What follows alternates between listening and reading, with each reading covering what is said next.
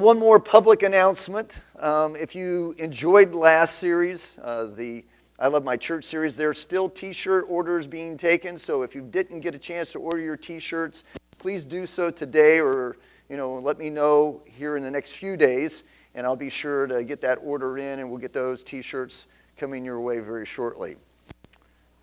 The famous early 20th century Presbyterian minister and author of more than 30 books. Now you're wondering who that is, and many of you may not know this name, but Frederick Buechner.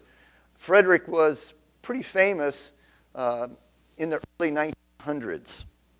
He's reported to have written these words: "When a minister reads out of the Bible, I'm sure at least 9 times out of 10, the people who happen to be listening at all hear not what is really being read, but only what they expect to hear read. I think that most people expect to hear read from the Bible. What they expect to be read in the Bible is an edifying story, an uplifting thought, a moral lesson, something elevating, obvious, and boring. So that is exactly what very often they do hear read. Only that's too bad, because if you really listen, and maybe you have to forget that it's the Bible being read and the minister who is reading it, there is no telling what you might hear." That's what happens for most of us. We know enough of the Bible, and most people in general, we've read the Bible enough times, that we just expect something to be read that's going to be fun and enjoyable, uplifting. But there are those stories that you read in the Bible and you have to go, what did I just read? What was that's on the page here? Are these words really in the Bible? Well, for the next few weeks, that's exactly what we're going to be looking at. For today and the next 2 weeks, we're going to be looking at some Bible stories that it's very possible that you never heard taught in a children's Sunday school class. There's going to be stories that we're going to see on the pages, from the pages of Scripture, that we really do have to scratch our head and, that's in the Bible? Really? That story is in the Bible? I didn't know that there were stories like this in the Bible. Some of us, I think, are even going to be a little upset, disturbed at the stories that we're going to be looking at. Now, as I was sharing this series with our elders and deacons on Thursday night, I told them, I said, this is just going to be a 3-week series. Actually, I could spend at least twice that amount of time in these strange and very disturbing, and to some extent, stories from the Bible. So this series may rear its ugly head once again in the near future. So that's a forewarning, okay? If you don't like what you heard in these 3 weeks, then you let me know, and maybe we won't do that, all right? But I do think that once we see these stories, we see them for what they are, we're going to see that God is a lot bigger and a lot broader, and He gets outside of our box that we put Him in so often, and He shows up in ways that are very unexpected. And so that's what this series is called, Strange Encounters. And today's message is one of those strange encounters where God shows up in an unexpected way, and today's message is called Breaking Point. So would you pray with me today? Father, I thank you for these strange stories. I thank you for these ways in which you show up in Scripture that I am sure and certain that it confused the people of that day in those stories, just as much as it confuses us and causes us to wonder, what in the world are you all about? Lord, broaden our view of you. Broaden what we often put you in our own box, in our own shape. And so often, Lord, we fashion you after our own image, and we know that you're much bigger than that. Lord, speak through your word today. Speak through the life of Jacob and what he encountered so many years ago. But teach us that you still do these kind of things in our lives as well, as you bring us to breaking points in our lives. In Jesus' name, amen. Let me give you a brief background before we dive into the bigger story. So I'd invite you to turn in your Bibles to Genesis chapter 25. And we're going to begin in the story in verse 19. In Genesis 20, we read about a guy named Isaac. And if you know your patriarchs of the Bible, you know Abraham, Isaac, Jacob, Joseph. Well, here's Isaac. Isaac marries a woman, and for 20 years, she cannot have children. And then Isaac prays for his wife. And after 20 years, he prays for her. And to understand what it would be like to be barren for that amount of time in those days, we don't have any category for that in our culture, in our society. We don't realize the shame that Rebekah and Isaac would have felt from those around them. Oh, you're married. When are you having children? You know, you haven't had children? How long have you been married? 5 years? Really? Are you not having children? Why aren't you having children? The scorn and the shame that would have been put on them. But Isaac prays for his wife, and the Lord answered his prayer, and she became pregnant, naturally. You know, the natural means of her pregnancy. It wasn't supernatural, but it was supernatural that she became pregnant after 20 years of being barren. So the Lord answered her prayer, and not only was she going to have a son, she was going to have twins. And the trouble with these boys began in the womb. And Rebekah actually says to the Lord, she talks about what's going on in her body. And it's a forewarning of what's going to happen in these two men, or these two boys who grow up to be men in the future. Because Esau and Jacob were their names. And Esau and Jacob, they had trouble from not only in the womb, but after the womb. They had trouble with each other for the largest part of their life. Esau became a man's man. You know, one of those guys who liked to hunt and probably fish and be outside. He was a man's man, and Daddy was proud of his son Esau. Jacob, on the other hand, he was a mama's boy. He liked to do home repairs, or maybe just, you know, hang out in the kitchen. He liked to sew and knit and cook and do those things, and Mama was proud of her baby. He really was. Jacob wasn't the nicest guy to be around, though. His name literally means, Jacob's name actually means heel catcher, or something very close to heel snatcher or heel catcher, because when he was born, he came out holding his brother's heel. What are you shaking your head for? Did I say? Oh, I thought I said something wrong. Did I say something wrong? It was right? Jacob was holding Esau's heel. And yet, his figurative name, what was understood was, he was a deceiver, he was a tricker, he was a schemer, and that was what his character was like most of his life. He was born second behind his twin brother Esau, and Jacob was never happy about being second. What's even sadder is the problem between these two boys didn't end with them, because it extended all the way to their parents. In Genesis 25, verse 28, we read these words. Isaac loved Esau because he ate of his game. But, and that's an important but Rebekah loved Jacob. And so we see for the very first time the indication that this family is headed to a breaking point. There is going to be dysfunction in this home from the very beginning, and there is going to be a breaking point that they are on a destination towards. So let's talk about that breaking point. Let me give you this first point. Breaking point of a family, part 1. In Genesis 25, verse 29, the Bible tells the story of one day Esau is returning home from one of his famous hunting trips. He comes home, he's famished, he's starving, and just so happens, as he gets to the door and opens the door, what does he smell? He smells Jacob has been, just happens to be making some scrumptious food, just as Esau. I wonder, was Jacob spying out with his binoculars, watching when his brother was coming home? We just wonder what's going on. Esau gets to the door, he opens the door, he smells the great food, and his hunger now is overwhelming. And with that, the better hunter has set his trap. Now you think about that. Jacob is a schemer and a planner, and he has got his trap set, and the jaws are about to clamp down.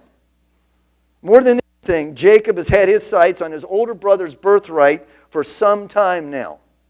And the birthright, the family birthright, is what is always, which was always would go to the oldest brother, and it meant that he got a double portion of his father's inheritance. So when Daddy died, the firstborn, or the one with the birthright, got double of what anyone else got.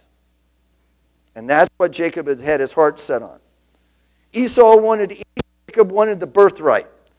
So Jacob suggests, let's make a trade, brother. Let's make a trade. What about that?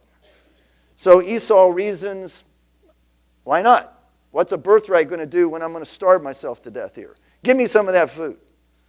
Now, what is almost humorous between the lines is Esau is the hunter. Maybe he came in the house with his weapon of choice. He could have taken the food from Mama's boy, but he chose not to do that. I'm sorry, because in all of this, you will see Esau is the more righteous brother. He chose the higher path. He could have taken the food, but he chose to give in to Jacob's ploy. And so without realizing it, he agrees. He eats of the fresh baked bread and the scrumptious stew that Jacob made, and once he eats his fill, then done. I've given up my birthright for one meal. And so the Bible gives us some of the saddest words in Scripture in verse 34. Thus Esau despised his birthright. Why did he despise his birthright? I think he despised it because he realized what it meant. The birthright was supposed to be a great promise, a great blessing. And every time he thought about the birthright, he thought, I've given it up for one meal, and I gave in to my deceptive brother. That's why he despised it. In chapter 27, we read more of the dysfunction in the home. Father Isaac now is advanced in age. His eyesight is going, his hearing is going. And with the help of Mama Rebekah, Jacob deceives his father, and he steals Esau's blessing. So first he steals the birthright, now he's going to go after the blessing. The blessing in those days was the final prophetic promise of a father to a son. This promise would have been for his land and for him to become a great nation. The blessing was basically the Abrahamic blessing. I will make you a great nation, a great people. And the sands of the sea won't be able to count the numbers of your offspring. That is what he's going for this time. What's sad is that Rebekah and Jacob seem to have won this battle. The battle of the blessing, the battle of the birthright. And what is horrible is, do you think God would have given them that if they would have just waited on him? I would say yes. Somehow God would have worked it all out, because at the birth of these two twins, God speaks to Rebekah and says, the younger will serve the older, and the blessing will end up going to the younger one. But yet Rebekah and Jacob thought they had to do God's will their way. And so they did. And what's sad is, I bet God would have come through some way, somehow. And yet what ends up happening is Rebekah and Jacob get more than they bargained for in the end. You know, I like little sayings, and you might, like this one as well. You will never gain God's blessing with sinful ways. You'll never gain God's blessing in sinful ways. In other words, the end never justifies means when it comes to God's will. You cannot get God's will your way. You've got to get it his way. You've got to do the things that he says to do. You've got to follow his instructions, his morals, his standards. And if you want God's blessing, you've got to get it God's way. When I was in youth ministry years ago, Renee and I used to say to the students, you want God's blessings? Blessing is always tied to obedience. You want his blessing, you have to obey. You can't disobey and then expect God to bless you. Esau once again returns home after this stolen blessing, and he discovers a second act of treachery by his brother. And this time it's his mom. He becomes furious, and he vows, I will take care of this. I will take matters in my own hands. I will put an end to my brother. When my dad passes away, this is going to be his doing too. He's going to end. Mama finds out, and Mama tells Jacob, Jacob, your brother's angry. That's one of those, no kidding. Really? You think he'd be angry? Yeah, I think I would be angry. I don't know about you, but good grief. This guy has stolen twice from him, deceived him twice. Then he deceived his dad. And remember, Esau's dad is his favorite. And Isaac was his favorite, and then Daddy was, this was the favorite son. Okay, that's what I'm trying to say. And so they had a relationship. So Esau is angry because of what Jacob has now done to his dad, not just to himself, but to his dad too. So, Mama says, you got to run for your life. And so he makes, at the age of 70, Jacob is now 70 years old. This has been going on for all that time. And again, you read the Bible stories and you think, oh, this went on, this dysfunction went on just for a few years. No, 70 years this dysfunction had been going on. And so after 70 years, now Jacob has to make a trip to his uncle's home back where Mom grew up, 450 miles. And this will be the last time Rebekah sees her 7-year-old baby son. Again, more than what she bargained for. Let's move on to point number 2, the breaking point of a family, part 2, beginning in Genesis 28. So to save his life, Jacob has to run back home and make that trip that Abraham had made many years before. He goes back to Haran, 450 miles back home. He gets back there. On his way, he has an encounter with God. You'll have to read about that on your own. There, though, he discovers, once he gets there, his uncle is his undoing. He was deceptive, but his uncle is the chief of deceivers. His uncle is deceived. He will connive. He will get Jacob in several ways. And yet in the end, God still blesses Jacob. Jacob ends up marrying Laban's 2 daughters. For all you that are trying to figure out the family dynamics, yes, he marries his 2 first cousins. Back in those days, that was okay. It's still not okay in Kentucky, all right? Just so you know. Even though I did marry my daughter, my cousin. I married my cousin. I performed the ceremony. I didn't marry my cousin. That was a joke that we had in Kentucky. You can't marry your cousin, but they did back then. And so he marries his 2 first cousins. The Lord blesses Jacob in spite of his character. And after 20 years of living there, putting up with his uncle who deceives and connives and tries to get him in more ways than he can think of, Jacob, in his family dysfunction, once again reaches another breaking point. That's why this message is called Breaking Point. He has created such problems, he has created such tension that once again he has to leave because of a threat on his own life. He has caused such problems. So this time, he leaves with 2 wives, 2 concubines, 11 sons, 1 daughter, a massive accumulation of herds and flocks because God has blessed him in ways that he could never imagine and had blessed him in spite of his character. And so now he heads back 450 miles back home to where he thinks Mom and Dad are still at. Here's the application. Sometimes God blesses us in spite of what we do or don't do. We don't know why God blesses some and doesn't bless others. We don't.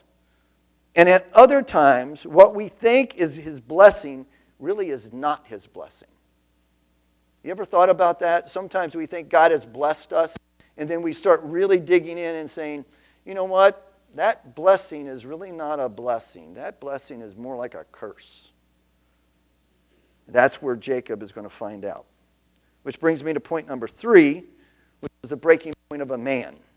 And that's where we really want to dive in. We really want to focus, because really the breaking point of a family is the foreground of what's going to happen in chapter 32.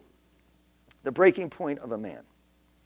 And it's just as Jacob is now he is on the border of the promised land, the land that was promised to his grandfather Abraham. He's about to cross over. He has another strange encounter. He's about to enter the promised land, and God does something for Jacob that he had not done for Jacob for more than 20 years. On the trip to Laban's home, he encounters a special vision, a special encounter with God. Now, 20 years later, he's about to have that same kind of encounter. And in verse 1 of chapter 32, we read these words. Jacob went on his way, and the angels of God met him. The angels of God. I wonder, is this saying that for those 20 years that Jacob has been living with Laban and living up in Haran, he's been missing his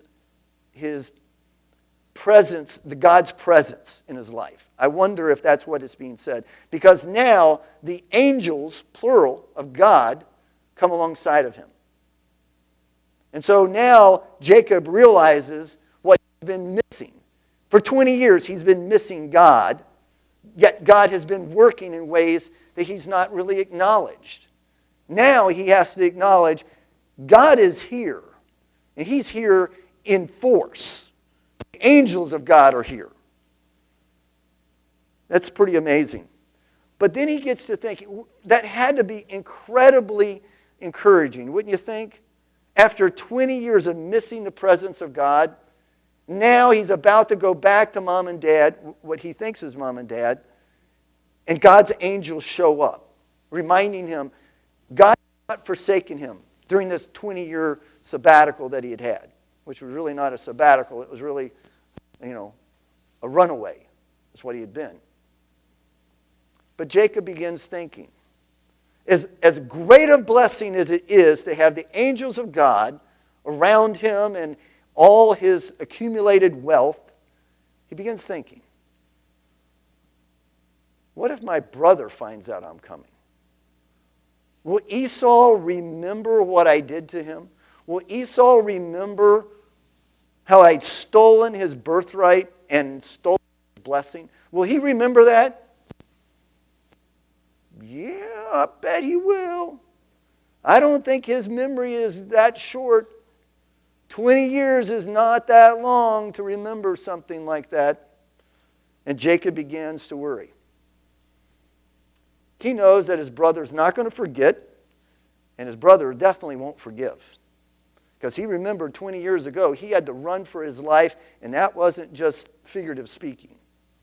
He was running for his life because he knew his brother meant business.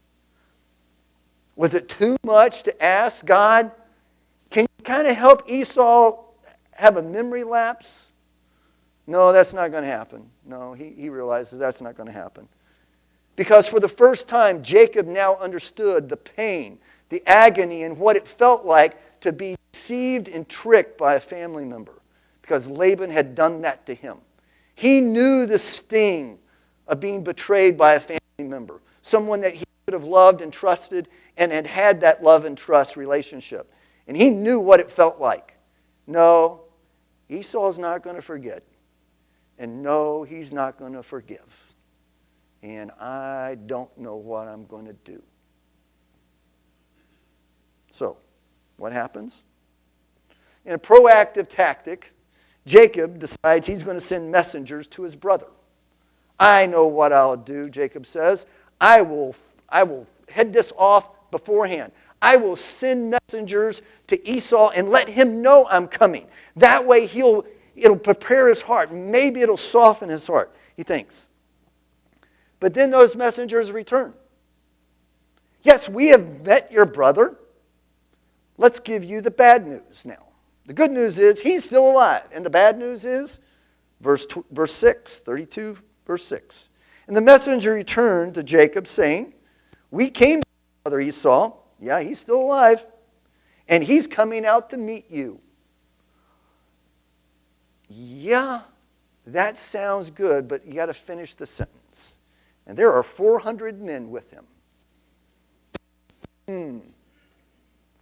I don't think that's a welcoming party. No, I don't think that's a welcoming party. And Jacob's no dummy. He knows.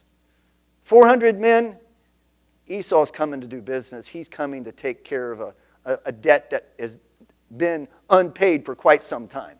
And he's going to collect. And these 400 men are not just 400 friendly advisors. These are 400 soldiers. And then Jacob was greatly afraid and distressed. It's one of those. You really think that he would be greatly distressed and afraid? I think he was shaking in his shoes, his sandals, right? He was really nervous now. Jacob immediately returns to his old ways and starts conniving and devising an elaborate plan. What am I going to do? I've got to appease my brother. I've got to fix this problem. It's all up to me. And so he, rather than trusting the Lord, rather than praying, he devises his own plan. And in verse 9, we find out what the plan is. Before verse 9, we find out what his plan is. What he's going to do is he takes 5 different messengers and he divides some of the herds and he sends a first gift, and then a second gift, and a third gift, and a fourth gift, and a fifth gift to his brother, and says, God has truly blessed me. Now I want to show you how much God has blessed me. Do you think that's going to make Esau happy? I don't think that's the right tactic, but 550 animals he sends to his brother Esau. And then in verse 9, Jacob does something totally out of character up until this point. And for the first time in Scripture, we see something that Jacob does, and it's called pray. Listen to this prayer in verse 9. And Jacob says, O God of my father Abraham and God of my father Isaac. Just stop there. Okay, God, you've been really great for Grandpa and really great for Daddy. That's what he's saying. O Lord, and remember I've shared with you before, those are all capital letters, so he's using God's proper name, who said to me, and now he's reminding God of what God had promised, return to your country and to your kindred, that I may do you good. God, you promised this. Remember, you told me to leave Laban. You told me to come back to this land. You told me if I would do this, it would be a good thing. God, this doesn't look good. Not at all. It doesn't look good at all.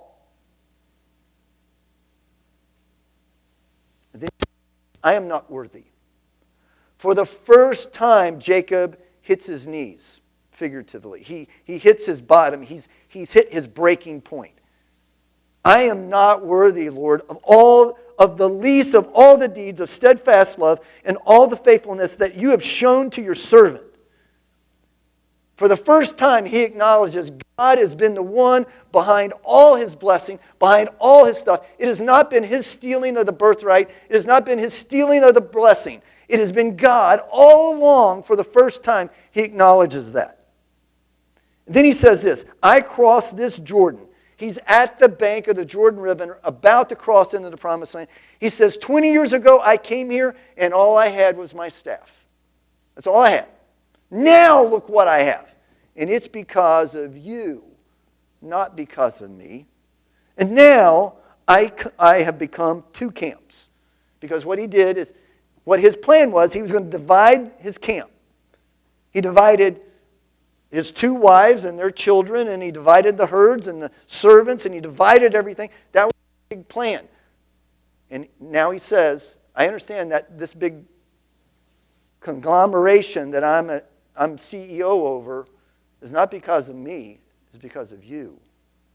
For the first time, he's reached his breaking point.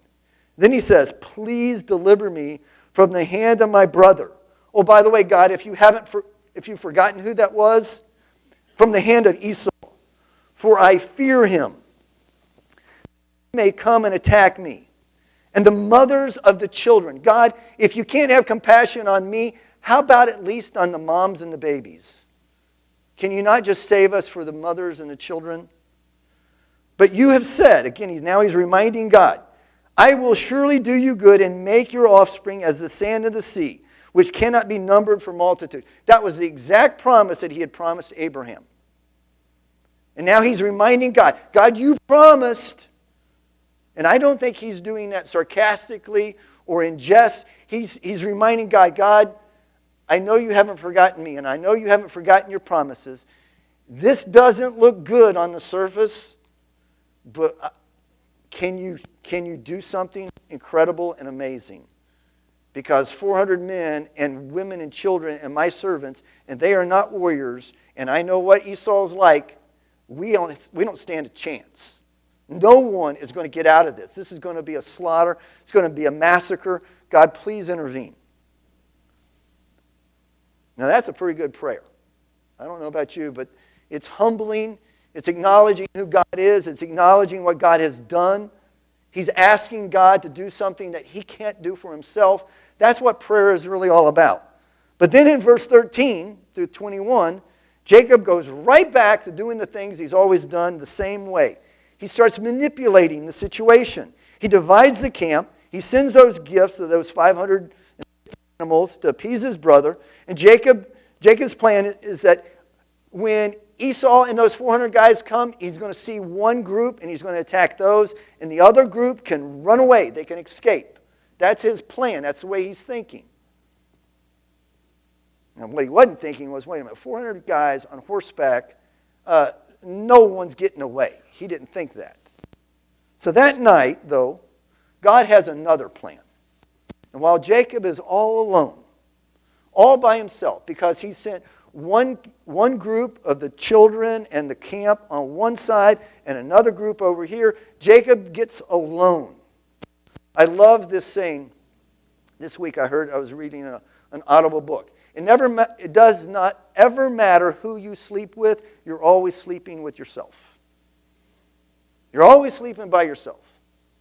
Jacob now is by himself, and he's got to do business now, and he's about to have a strange encounter that would change his life forever. Look at verse 22.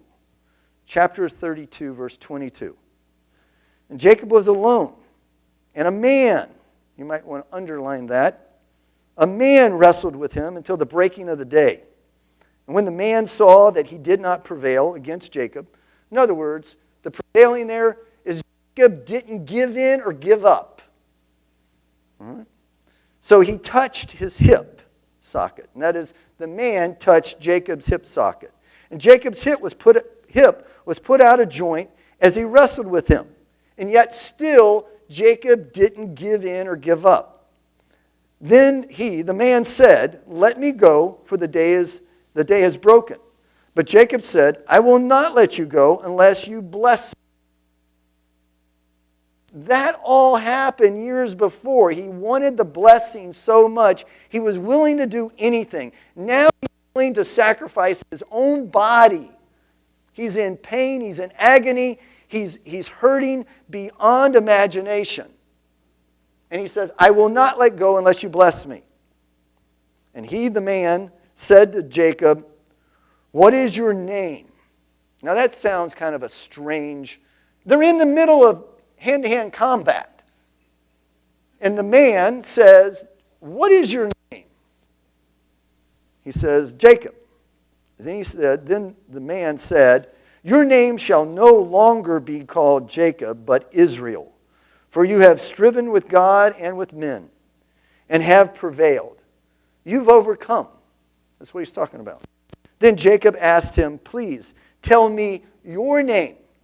You know, we've been wrestling all night. We don't know who each other are. So since I gave you my name, you give me your name. That's what Jacob's saying. But the man said, why is it that you ask my name? You know who I am. And there the man blessed him. So Jacob called the name of the place Peniel, saying, "For I have seen God face to face, yet my life has been delivered." The sun rose upon him as he passed Peniel, limping because of his hip. And he limped for the rest of his life because of this encounter. Let me see if I can summarize what's been going on. At least twice before in Jacob's life, he has caused such problems. He has caused himself and everyone else in his family such problems that he has to literally run away. He has to flee. He has to physically get up and leave because of the problems that he has created for himself. This time, Jacob could not run away because the man held on to him. And then Jacob, then in turn, held on to the man. This time, he got attacked by a so-called man. And they wrestled all night. You might want to put this down. Jacob wrestled for control. He wanted to control the man. He wanted to control the situation because that's what he had always done his entire life. He had manipulated, he controlled his life, his situation, and that's what he was wrestling for. What was at stake for Jacob was not only his physical life, but the control of the situation. The man, however, was wrestling for Jacob's submission. Think about that. Yet, who is this man? I wonder when it first happened, when Jacob first got attacked, did he think, this is an assassin sent by my brother? He's come to do me in. I've got to fight for my life, and I have got to protect myself. But as they continued to wrestle, he noticed that this guy could probably do him in a split second, but for some reason, this man was holding back. Something wasn't right about this wrestling match. He was not just a mortal man. And in the end, Jacob rightly devises and understands that this man is God himself. And he says in our passage, I have seen God face to face. I have wrestled with him. We call that a Christophany. In the Old Testament, where Jesus shows up in flesh, in person, I think that's what we are looking at here, where Jesus showed up and he wrestled with Jacob. And he could have taken him down and put him out with just one touch. And he does put out his hip with just one touch of his finger. He's been holding back the whole time. Jacob will not submit until finally Christ says, this is enough. You will submit. You will reach your breaking point here, buddy. If you've never heard this story before, it probably doesn't end like you think. By the way, this really isn't the end of the story, because the next part of the story is Jacob meets Esau, which to me is an incredible story of Esau's grace, his mercy. What Jacob had feared for 20 years or longer of his life doesn't come to pass, because Esau is the man with the greater character.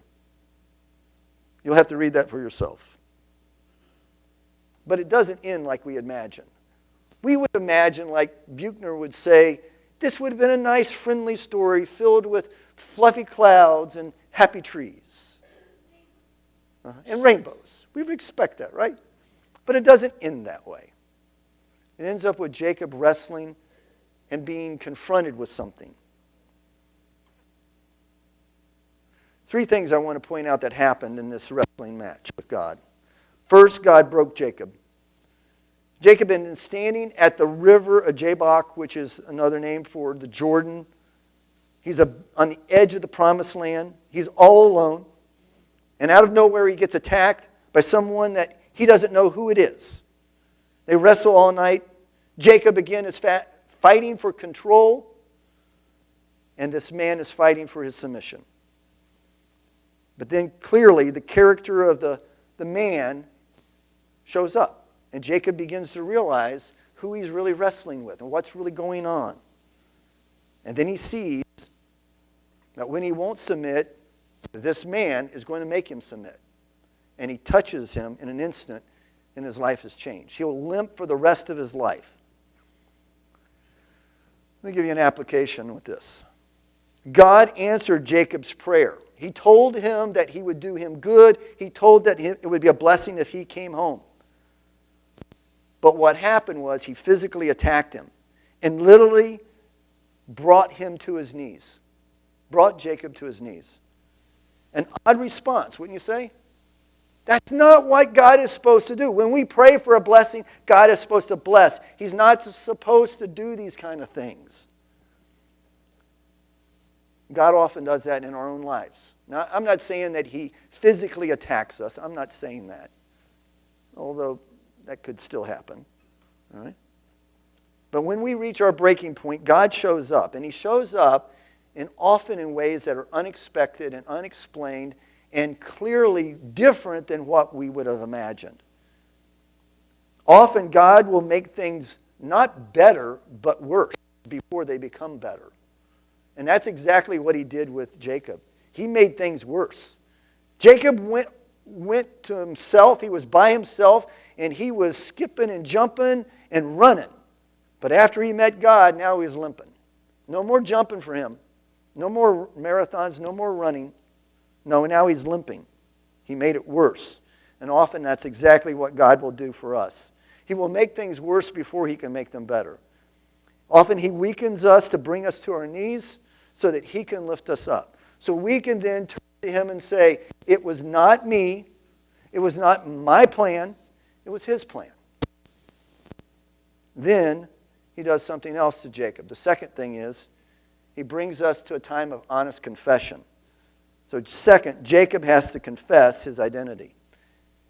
In verse 27, the man said to Jacob, "What is your name?" And Jacob had to confess, "My name is Jacob. I'm the heel catcher." You know, names back then meant something. It described a character. It wasn't just what families or parents thought, "Oh, that's a nice name. I heard that on the radio," or "I read that in a book, and so it's nice to give this name to my child." No, names back then described the person and at the core. Remember, Jacob's name means something like tricker, deceiver, cheater. And that's what Jacob had been his entire life up until this point. Jacob had to face, "My name is Jacob. Yes, I am the one who took advantage of my brother.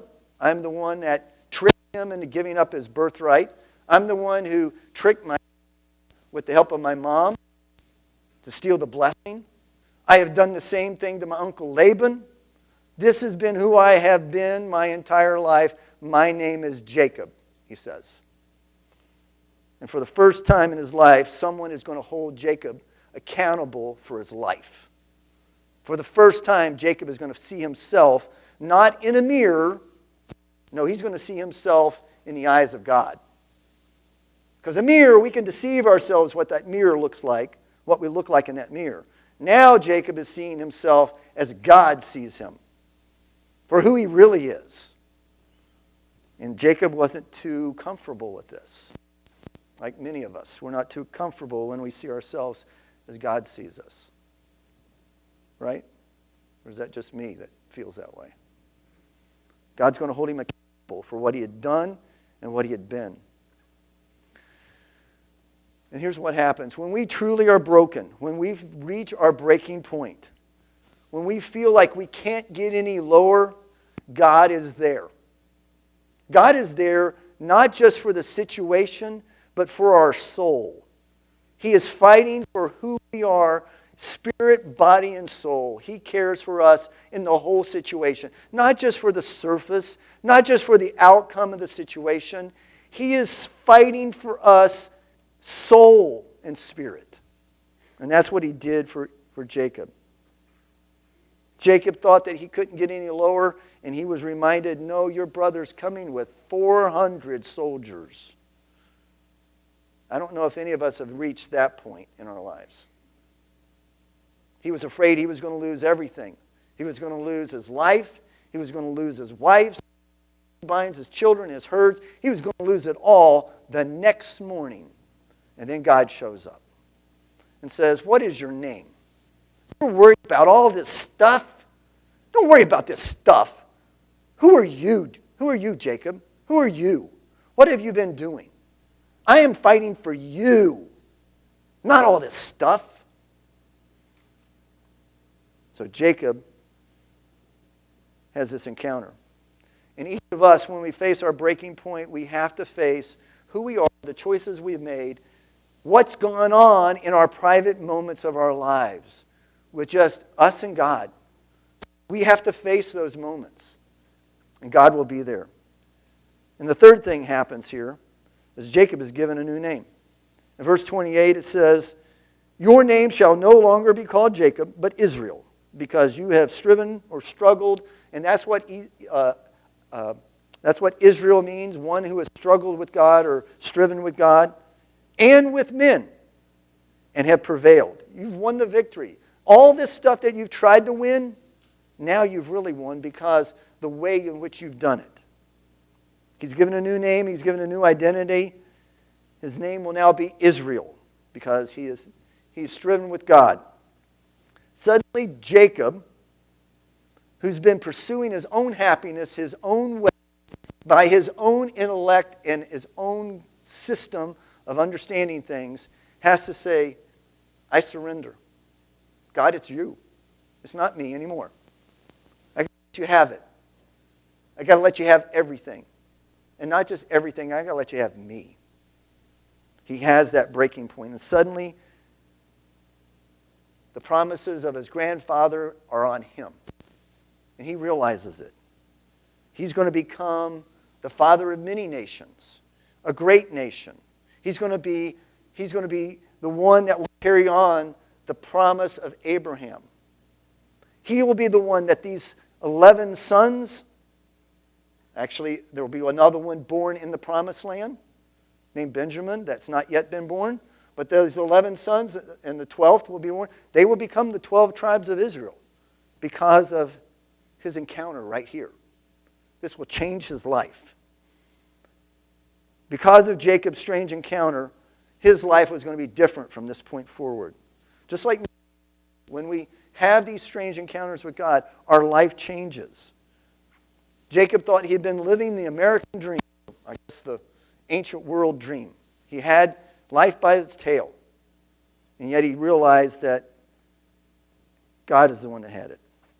When opportunities come knocking, he thought, he didn't hesitate to open the door. Desperate situation? Nah.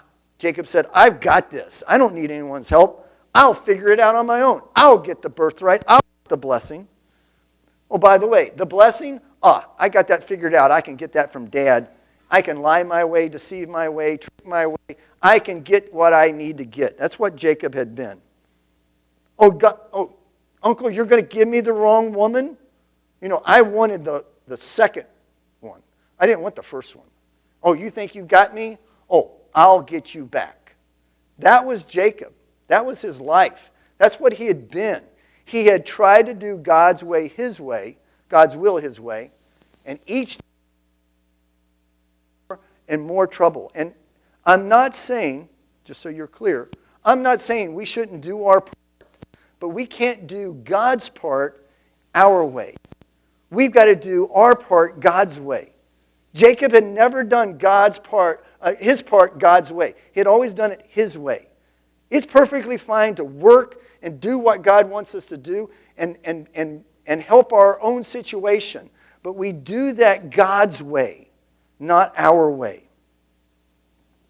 So, let's see if I can conclude this message. In the beginning, Jacob thought that his destiny and his direction was in his own hands. He thought that his life was all figured out because he had a future and he had a plan. But in the end, Jacob came to understand that God was much bigger and sometimes much stranger than he thought his God was. God got outside of his box that he had put him in and did things for Jacob that Jacob could have never imagined or even asked for. Jacob had to reach his breaking point for that to happen, though. What we need to do in our lives is not reach the points like this. These massive breaking points where we've messed things up so bad that it takes a miraculous act of God. We all reach breaking points on a regular basis. Hopefully not this big. Some of you reached a breaking point this year, last year, this month.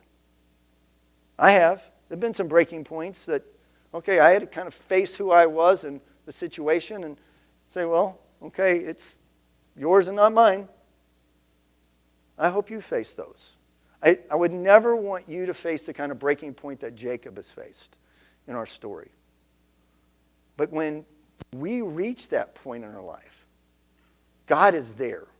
He may do things that we could never expect or imagine, but He will do something. When we reach those breaking points, when we've tried to fix our life our way, we realize that all it does is create more problems. We've got to do things God's way. We've got to let Him be God, and we've got to be His servants. We can't take His place. Again, one of these sayings that I just kind of put together. Sometimes God has to break us before He can bless us. God very often shows up in unexpected ways. But that's who He is. And that's why life with God is never boring. And it's never one of those things, yeah, I can write the ending of this story, even though the book is only a third of the way through. I know where it's going to end. It's not a Hallmark Channel movie. Sometimes God does things far beyond what we think. I don't know if you've ever reached your breaking point about salvation, but if you've never trusted Christ as your Savior, if you've never surrendered your heart to Him, why not surrender to Him and see what He might do? And maybe you've trusted Christ as your Savior. You tried to play Jacob most of your life. You've tried to do God's will your way since that time. There is a reason that we call Him Lord. Lord means you're in charge, He's in charge, and I'm not. Right? Let's pray. Father, I thank You for this strange encounter that Jacob had. How that You brought him to a breaking point. For all of us to see, for understand, for all of us to apply to our own lives. And Father, I pray that none of us here will reach the degree of breaking point that Jacob wrestled with You. But Lord, You will take those points in our lives that we have to face ourselves. We have to face what we've done. We have to own it. We have to confess it. We have to give it to You. We do that with our salvation. We do that with our lives because You are Lord. You are King. You're the King of glory and You're the King of our lives. Lord, let us acknowledge that. In Jesus' name, amen.